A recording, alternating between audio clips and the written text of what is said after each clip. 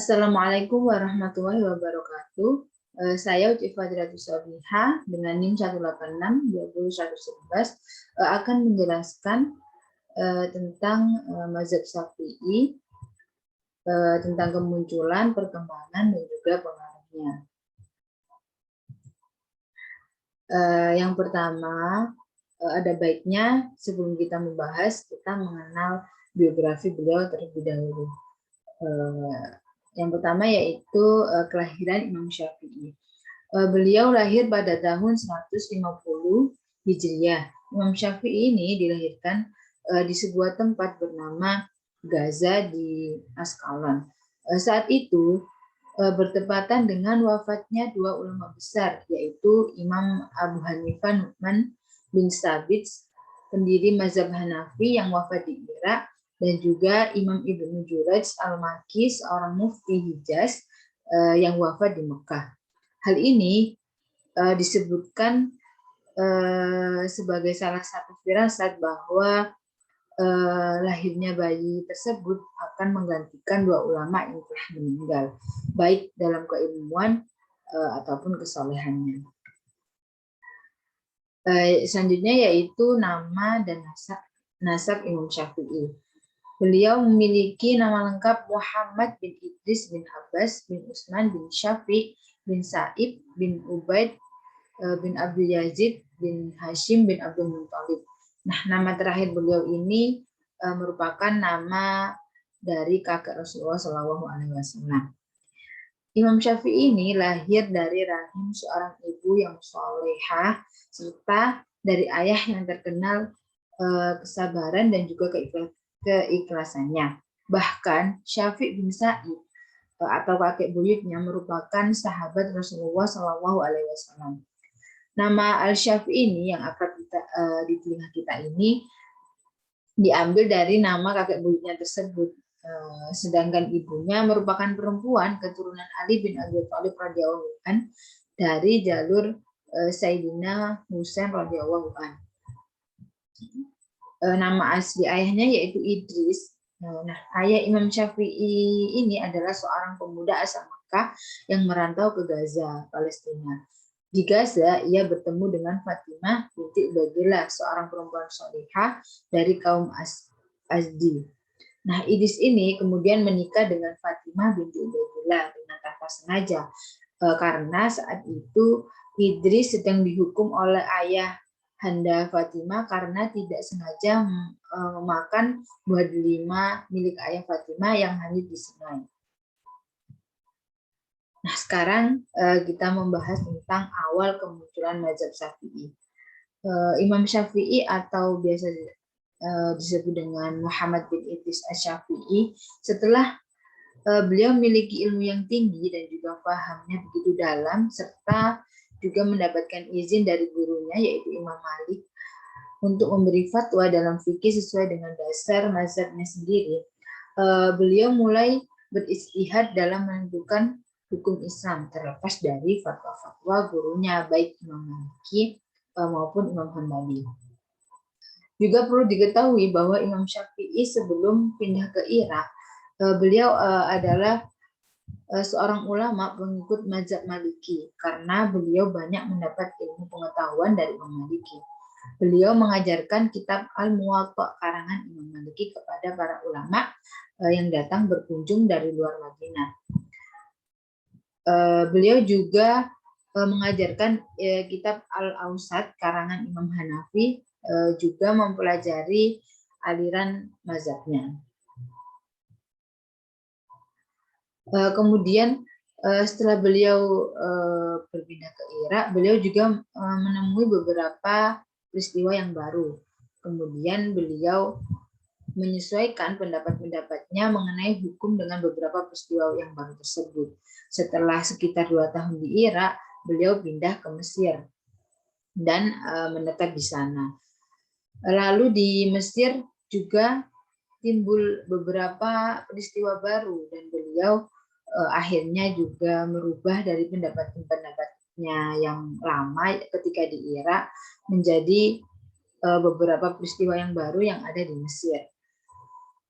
Imam Syafi'i datang ke Mesir dikala itu para penduduknya masih merupakan pengikut mazhab Hanafi dan juga mazhab Maliki. Kemudian setelah beliau mengajarkan pendapatnya yang baru di Masjid Amr bin As, maka mulai berkembanglah aliran mazhab beliau di Mesir. Nah, di sini awal mula berkembangnya kemunculan mazhab Imam Syafi'i.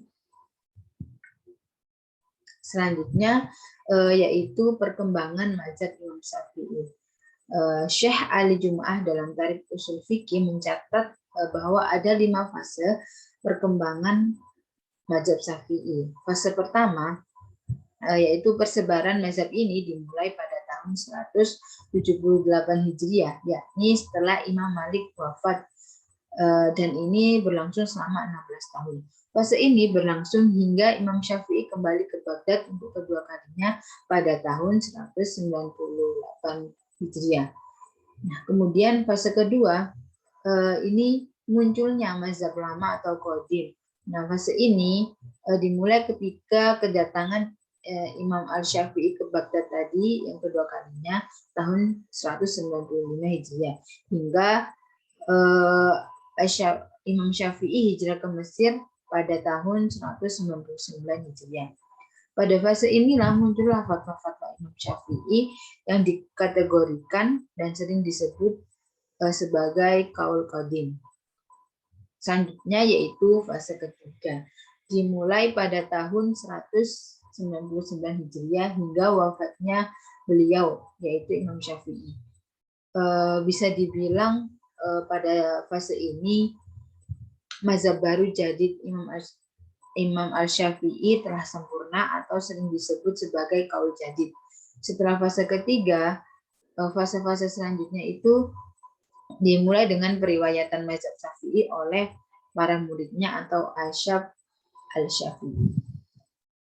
Nah, pada fase keempat ini para murid Imam Syafi'i cukup gencar dan fasih dalam meriwayatkan masalah sesuai metode istibat atau penggalian hukum ala Imam Syafi'i. Fase ini dimulai pada abad ke-5 Hijriah dan berakhir pada abad ke-7 Hijriah.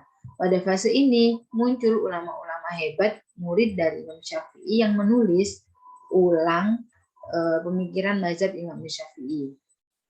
Salah satunya yaitu Imam Al-Muzani. Beliau menulis kitab Al-Muhtasyar, ringkasan dari kitab Al-Um yang merupakan kitab fikih karangan Imam Asy-Syafi'i. Usaha ini disebut termasuk sebagai bagian dari penyebaran atau periwayatan dari mazhab Syafi'i. Selain Al-Muzani, ada juga murid-murid lain seperti Al-Buwati, Al-Arabi bin Sulaiman Al-Muradi, dan juga murid-murid yang lainnya. Selanjutnya, setelah fase periwayatan ini selesai dan berakhir pada abad ke-7, fase selanjutnya adalah memilih pendapat yang paling kuat dan menuliskannya dalam kitab-kitab ringkasan. Setelah dituliskannya dalam kitab-kitab ringkasan, kemudian muncullah kitab-kitab penjelas atau syarh dari kitab ringkasan tersebut. Nah, dari kitab-kitab ini mulailah berkembang mazhab Imam Syafi'i hingga sampai saat ini. Kemudian yaitu pengaruh mazhab Syafi'i.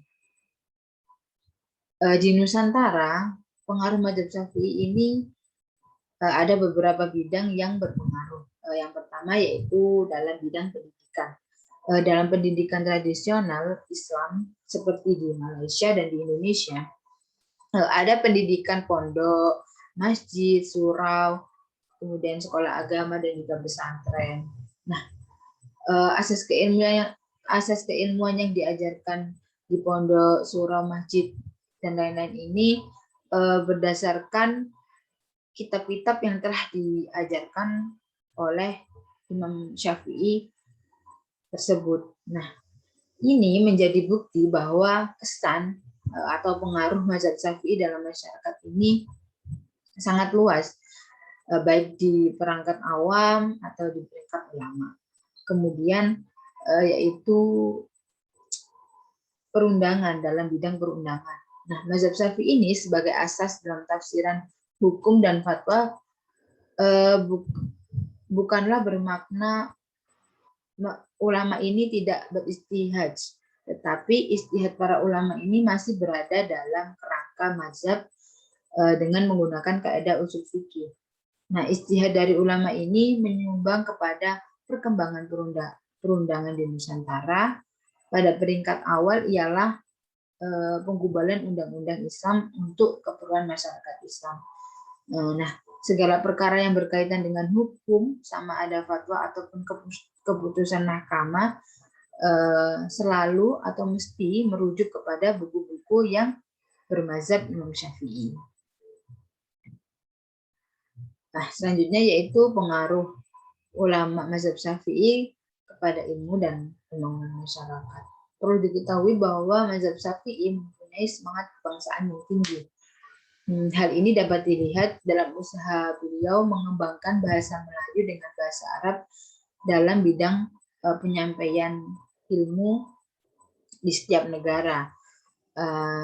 Di samping penekanannya mereka terhadap bahasa dalam penyebaran ilmu, beliau tetap mengembangkan bahasa yang mudah kita pahami atau bisa disebut bahasa Melayu. Nah, beliau juga sangat menghormati budaya bangsa dalam berpakaian dan berdakwah. Contohnya seperti beliau tidak membawa balik budaya Arab dalam berpakaian, tetapi beliau memilih melahirkan bentuk pakaian yang cocok atau yang bercorak budaya Nusantara sesuai dengan budaya di Nusantara. Maka hasil usaha ulama tradisional mazhab Syafi'i membangun ilmu dan umat ini dirasa dengan sangat penuh dengan rasa tanggung jawab. Nah, sekian penjelasan dari mazhab Syafi'i tentang perkembangan, awal kemunculan dan juga pengaruhnya. Kurang lebihnya mohon maaf yang sebesar-besarnya. Jika ada saran ataupun pertanyaan, silakan tulis di kolom komentar. Terima kasih. Wassalamualaikum warahmatullahi wabarakatuh.